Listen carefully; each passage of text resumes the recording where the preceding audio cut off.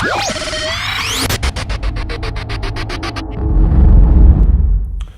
what's up? I'm Coach Ryan Family from VIPAR.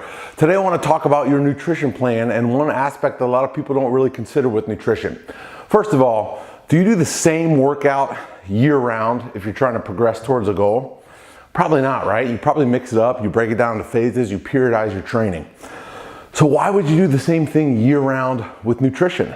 A lot of people have the same strategies, same tactics every time they try to push towards a goal.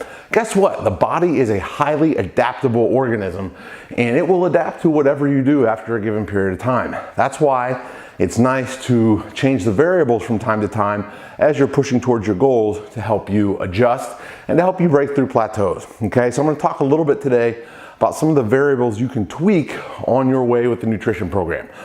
Now, before I go any further, there is something to be said for having things somewhat stable and staying the same. Once you reach your goal, it is okay to shift to a maintenance phase where you are eating more of the same things every day or similar style of eating every day, similar calorie level, to maintain what you've achieved already. Okay, and this is where you can start to work in some of your more favorite foods, more fun foods. I'm referring more to the periods where you are trying to drive progress and trying to actually change your body. Okay, you're gonna hit plateaus along the way, that's perfectly normal, that's okay, but there are some things you can tweak with and play with in order to keep you going. The first one is calories, duh, right? Kind of the most important, it provides the background for everything else. Yes, hormones matter, yes, food quality matters, but calories kind of provide the background. So you can tweak calories up or down if you're not moving towards your goal. It's a simple adjustment. It's probably the most common adjustment you can make. The next thing you can play around with are your macronutrient percentages or your macronutrient ratios. The macronutrients are protein, carbohydrates, and fats, and alcohol if you want to consider that a fourth macro, but you shouldn't be getting a lot of calories from that anyway. A given, if you want to change your body for the better, is that protein needs to be relatively high. How high is debated by experts, and it's also dependent upon whether you're trying to gain muscle or lose body fat, but typically in the range of 0.7 to 1.5 grams of protein per pound of body weight. Yes, that's a big range, but it's beneficial. You can play around in that range, okay? As you work to get leaner, you can shift the protein percentage higher, closer to that 1.5 grams of protein per pound of body weight, the lower your calories get. So as calories drop, you want to increase the percentage of protein to retain lean muscle mass and lean tissue, which is providing the foundation for your entire metabolic rate, okay? Another thing is carbohydrates. You can manipulate those. Sometimes I like people, if people have a lot of body fat to lose and they've been parked outside of a donut shop or a Waffle House for the past few months and they're kind of overweight, I will pull carbs down a little bit and work mostly on proteins, fats, and veggies. That doesn't mean I always completely eliminate carbs, but I will dramatically reduce them to improve insulin sensitivity. Contrary to that, okay, you can jack carbs really high and take proteins a little lower and fats a little bit lower, especially in someone that needs to gain muscle. This can be a really beneficial way for the so-called hard gainers to add more body weight, is to jack up carbohydrates. And then fats you can tweak up and down. You have to have enough fats to meet your essential needs, which isn't that much, believe it or not.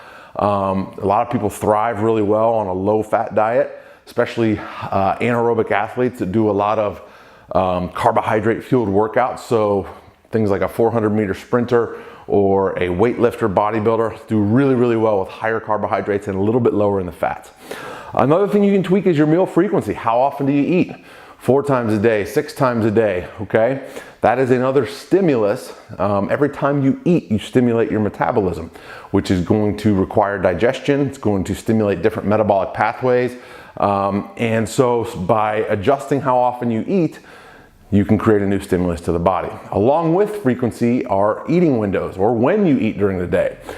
Intermittent fasting is becoming increasingly popular, and it is not a magic bullet by any means, but it can be beneficial for a lot of people for calorie control and due to the expression of certain pathways like the AMPK pathway, which is an anti-cancer pathway, an anti-diabetes pathway. It's a really good thing that can be stimulated a lot. So one example of how you can adjust your meal frequency windows would be to only allow yourself to eat between 2 p.m. and 8 p.m. in a given day. Okay, this automatically will impact calorie control, which is why it's beneficial for a lot of people. If you tend to overeat, if you allow yourself to eat all day, simply shorten your eating window, okay? And then another thing that isn't directly related to food itself, but can be manipulated, is your exercise volume, okay? When your exercise volume goes up, calories should go up, not the other way around. A lot of people go exercise volume up, so they're doing more work and they eat less. It'll work for a week or two, and then you're gonna be on another nasty plateau with nowhere left to go. I like to push food up when training goes up, and that is probably the most important take home of this entire video today. Eating calories in and of themselves will stimulate and raise your metabolic rate. Training raises your metabolic rate. So if you're training a lot, you take your volume up, and you're pushing food up a little higher, you get a massive overall boost to the metabolism, okay? Which is really, really beneficial for getting in shape, recomping, adding muscle, losing body fat, all those wonderful things that we want to do, okay? I'm Coach Ryan Finley from the VIPAR Pit. If you have any questions about this, I know I kind of breezed through that really quickly. If you have any specific questions, feel free to leave them in the video below, or examples. I'd be happy to provide them for you. But I hope you learned something today. I'm Coach Ryan Finley from the VIPAR Pit. I'll see you next time.